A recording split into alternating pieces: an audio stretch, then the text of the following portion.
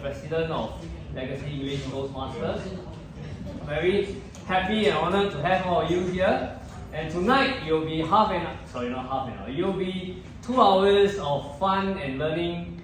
And the guests, new faces here, you guys will actually get to participate in a segment called the table topics. I'll just keep you guys in suspense. But right now we have a special guest speaker. But before I make the introduction, let me just hand over to Toastmasters of the day, Mr. Jeff. Let's put our hands and welcome Jeffrey. Chill, please. Enjoy. Yeah. How the introduction? Yes. Okay. Right. Our Toastmasters Club is very special as compared to quite a few others. We have our own unique. Not that others not special, just we have our own unique format. We always start with a guest speaker, and the guest speaker from other industries, and they'll share their experiences with us, and we sure can pick their brains and their experiences to impact our life, right? That's for half an hour, followed by our Toastmasters program proper. Okay, and for today, our special guest, doctor, dentist, I seldom stand so close to a dentist. Serious.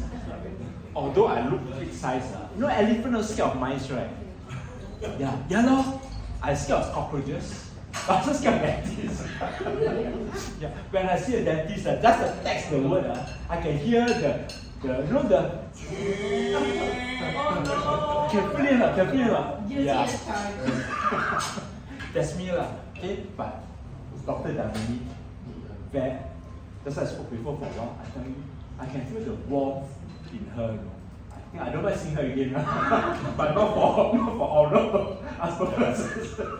Okay, dentist, public speaker, and if you actually send a YouTube of her speaking, I tell you, I watch it. I enjoy that speech. And today, live, better than Taylor Swift. Wow, I can speak over to her, she pass you by her also. Okay, right, let's welcome Dr. Damini.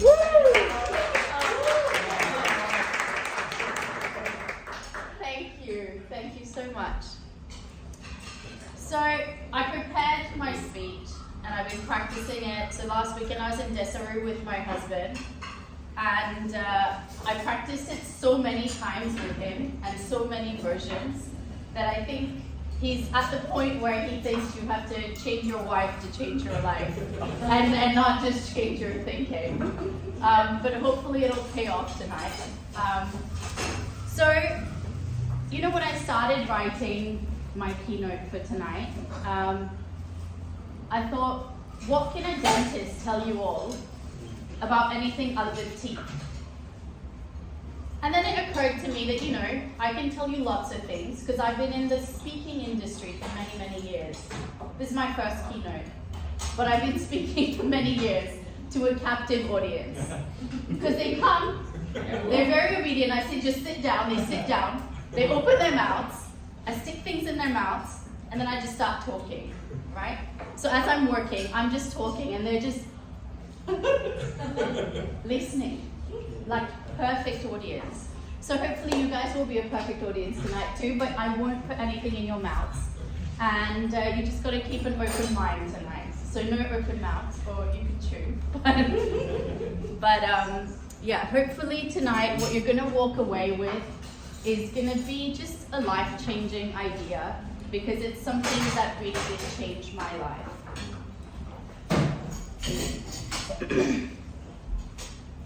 I'm going to start actually by asking you all just a basic question. Have you ever been stressed? Anyone here who hasn't been stressed can leave. There's no room for you here tonight. Okay? So a recent study by Cigna Healthcare actually came up with these statistics. So out of over 1,000 Singaporeans that they tested, 86% of Singaporeans stated that they were stressed. 35% said they changed their jobs in the past year, and 34% were looking for change in the next year. and actually 56% were willing to take a pay cut to have a better work-life balance. Okay? Now, why am I bringing this up? Because I've been there. I've been there myself. And it was about a year ago that I was driving home from work one day. It was a Wednesday afternoon, and I'd had a really stressful day at work, or at least to me, what felt like a really stressful day at work. And without realizing, I find myself just making a detour on the way home, and I'm in the McDonald's drive-through queue. Okay, and all I can think about is this McSpicy burger that I'm gonna get, and how good it's gonna feel when I bite into it, and how it's gonna make all the stresses of my day just disappear. Okay? So I'm in this queue, and I'm just thinking to myself, I really want that McSpicy, but I know how it makes me feel, right? And I'm not just talking about the toilet here, okay? I know how it makes me feel emotionally, right? I just don't want to feel like that. Not today, okay? So what am I gonna do? That concept in my brain is so hardwired. That idea that this is an easy fix for all the stresses of my day. That one McSpicy burger can take away all my stress. How am I gonna rewrite this code in my brain? How am I gonna change the impact of this McSpicy burger? Now you're all staring at me. Some of you probably have never eaten a McSpicy burger in your lives, but the McSpicy is just a metaphor, okay? For someone, it could be that extra cigarette. For someone, it could be that bottle of wine on a Tuesday night that you just really didn't need to consume, right? We all have different coping mechanisms. But how do we change the behaviors that limit us? So I'm Dr. Damini Chawla, and I think some of you I've had a chance to speak to, some of you know me, and I don't want to bore you with a biography, but I do want to set the stage. So I was born in India, and I lost my dad when I was 1, and my mum was a single parent for many years. And she was focused on protecting me, providing for me, making sure I stayed on track. She then got remarried when I was 13. And at that stage, we moved countries. So I moved to China, I lived in Beijing, and then I moved to Australia. And then I moved to Singapore. So I've lived in lots of different countries. I went through sort of multiple different education systems in my teenage years, and I excelled. I worked really hard, and I did really well because I was lucky that I was smart, but I put in a lot of hard work. I really threw myself into things, and I did really well in my academics. I didn't really have a choice, to be honest, right? What my mum had been through in her life meant that I had this really strongly embedded belief that I just had to be successful. I had to be successful because I had to do her proud, and I couldn't let her down. And I was gonna do whatever it took to make that a reality, right? So I worked really, really hard. I got great grades at school. I got into dental school in Perth in Western Australia. At the age of 19, I started dating he's now my husband. I graduated with honors. I got a job in Singapore. I made good money. I got a better job in Singapore. I made better money, right? I got married. We have 2 beautiful children. We have a beautiful home together. I had it all, right? At the age of 15, I'd had this vision for myself. In my heart, I knew that there were certain things I wanted by the age of 30. I wanted to be a doctor of some kind, successful. I wanted to be married. I wanted to have 2 kids. and I wanted to get the hell out of Perth. Okay? So there I was at 31. I had ticked all my boxes, right? So a year late, but I ticked all my boxes by 31. So why wasn't I happy? What was the problem, right? When you've achieved all of those things, what was ticking away inside of me? I had this niggling feeling. Everything I had just wasn't enough.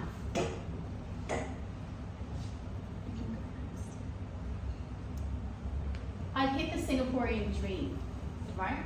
As I said, I had the marriage, the kids, the job, the money, the house, everything anyone wants in life, right? So when I started to look at what it was that was holding me back, that was crushing my soul on the inside, right? I realized that we can go next. There was three aspects to my unhappiness. My unhappiness, which was coming from dissatisfaction. So initially I tried to just tell myself, you're being like every other millennial. You're just being entitled. That's why you're unhappy. But the truth was, it went deeper than that. That unhappiness was coming out of dissatisfaction. And that dissatisfaction was multi-layered, right? It can be three different types. It professional, it can be relational, or it can be just individual. For me, it was actually all three at the same time. So professionally, I was truly unhappy because I felt like I wasn't doing the type of dentistry that I wanted to be doing. It wasn't the cutting edge, the flashy, amazing, those like amazing white celebrity smiles you see. That's what I thought I wanted to be doing, and it's not what I was doing. So that combined with the fact that I was a perfectionist, and I just wasn't happy every time a patient's outcome wasn't exactly as I wanted, created dissatisfaction in me. And that dissatisfaction basically led to feelings of anxiety, and it left me feeling burnt out, frankly, right? On a relational level, I felt like I suddenly just wasn't present for my children. I was there with them, but I wasn't connecting. I was constantly irritable with my mum. Every time she would call me, we would end up having a fight because I just didn't have the patience to hear her out. And all she wanted to do was connect. I was finding myself in social settings, in networking events.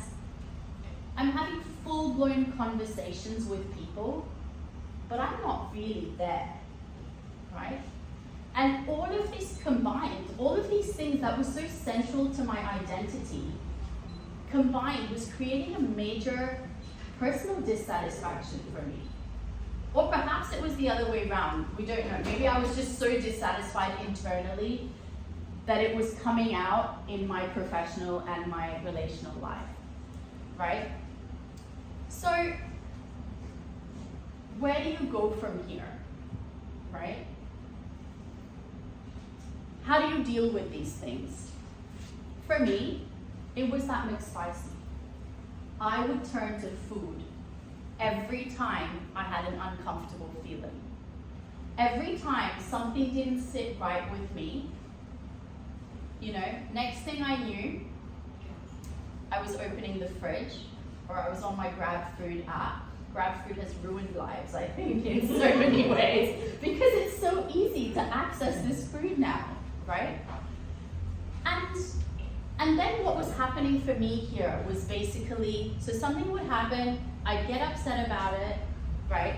And then I'd have these feelings, and then I would eat the food, and I'm thinking, well, you're not a perfect dentist, you're not doing things perfectly, now you're not managing your feelings perfectly, right? And now you're eating, and so then I was gaining weight.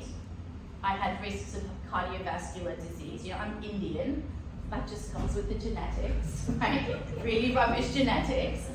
So this is just the reality. So I was setting myself up for failure, and then I was creating new self-limiting beliefs around this.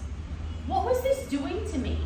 It was telling me, actually, people shouldn't respect you, right? Why should anyone respect me if I can't manage my own feelings? I can't manage my own weight, right? And now as I'm saying this, you're all smiling because either you've had that thought yourselves or you think I sound ridiculous, and that's both true, right? It sounds ridiculous, but when I'm in it, it's so real to me, right? It is so central to my core belief system that I can't shake it. So what happened on that Wednesday when I was in that McDonald's drive-through queue, right? I'd seen a patient that day in the clinic for a review. And this patient, I'd seen them a week ago and I'd done some treatment for them. And they'd come back for a review. They were feeling pretty okay, but they still had some pain. So their pain score had gone from being a 10 to being a 3. Now to me, this event that the patient is coming back with some pain, some persistent niggling pain, my brain has taken this event and turned it into a thought, and that thought is, you're a rubbish dentist, okay? I have just taken a very straight up event, and my brain has given me this thought that I've fallen short, okay? Now that thought on its own is probably not a bad thing, right? Because in a way, on its own, it should drive you to be better. It should drive me for better outcomes next time. But it's the feelings that are born from this thought, right? The feelings of inadequacy, guilt, disappointment, frustration, all of this put together, where is it going to lead me? That's right, to food, right? It's going to lead me to food. And then we know where that spiral leads me, right? And we go round and round in this circle. So on that day, as I was sitting there in my car, ready to order my McSpicy, I said to myself, I really don't want to feel this way that I feel after I do my emotional eating, right? This isn't gonna serve me. I'm not gonna be happy after this. And so that was the day that I decided I was gonna change something. Now, I had this tool, right?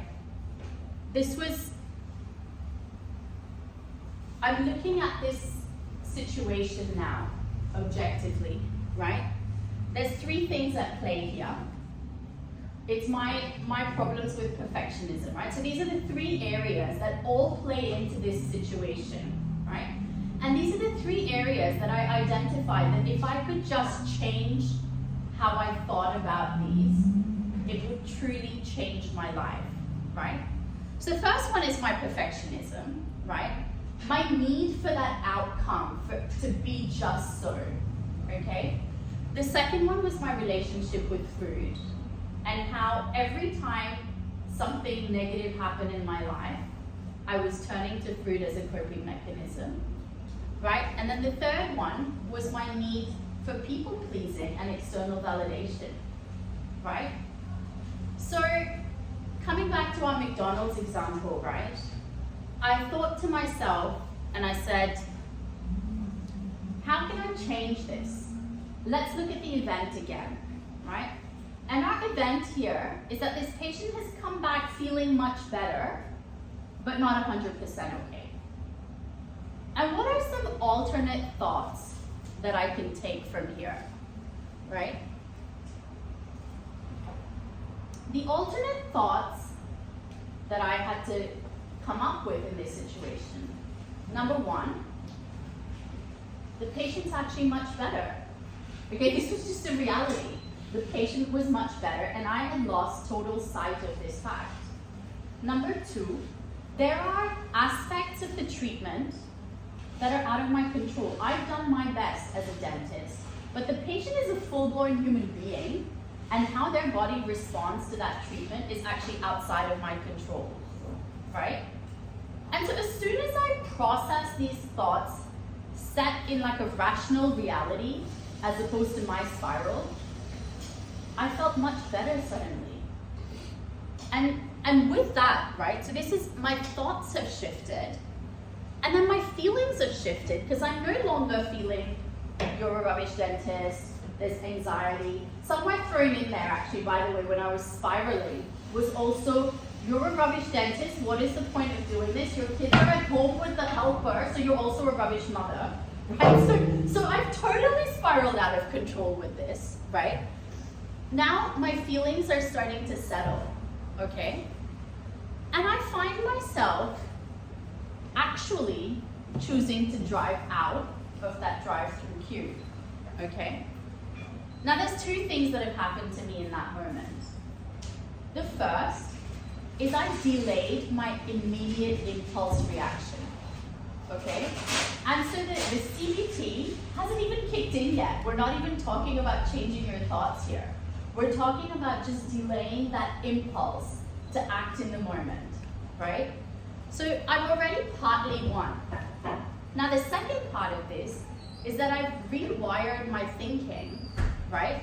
Because I've gone in and I've genuinely changed the thought that I've had in response to an event that occurred, okay? Now CBT is not something that you just do it once and it just works, okay? It takes a lot of years of practice. And I'm not a psychologist, so I can't, when I was brainstorming with Eugene about tonight, he suggested that I walk someone through a CBT process and go through that thought changing with someone. But I'm not a qualified professional. And if this is something that you're interested in looking into, I'm very happy to talk to you about it and give you some suggestions of people who can help you with it, right? But it is all in your mind and it is all in your control. And really, that desire to change has to come from you. So, you've heard my story. Does that mean that the next time you want a McSpicy, you're just gonna eat a salad? I don't think so, right? Or does it mean the next time you want to reach for that extra cigarette or that extra bottle of wine that you're not gonna do it? Maybe not. It's not going to happen just because I told you to, right? This change, this shift, has to come from within you. And when you choose to really make that shift, that's when it'll happen, right? And so today, I would like you all to join me, right? My kids have a favorite book. It's called We're Going on a Bear Hunt. And it says at one point, there's a forest. We can't go over it. We can't go under it. We've just got to go through it, okay? So as uncomfortable as it is, as uncomfortable as those feelings are, those thoughts are, facing your own self-sabotaging behaviors, recognizing what they are, recognizing and sitting through and feeling all the emotions that go into creating those repeated learned behaviors, right? You're just gonna have to go through it. So tonight, as I leave you, I request you all to think of one behavior that you would want to change. That if you change that one aspect of your life, it would truly change your life. Because this is where it starts. Recognizing, identifying what that change is that you want to bring about. That's where it begins. And when you identify that behavior that you want to change, you can go in, you can go back through, you can see what feelings you feel, you can move back into the thoughts that have created those feelings, and you can rewire it. You have the power. Thank you for having me.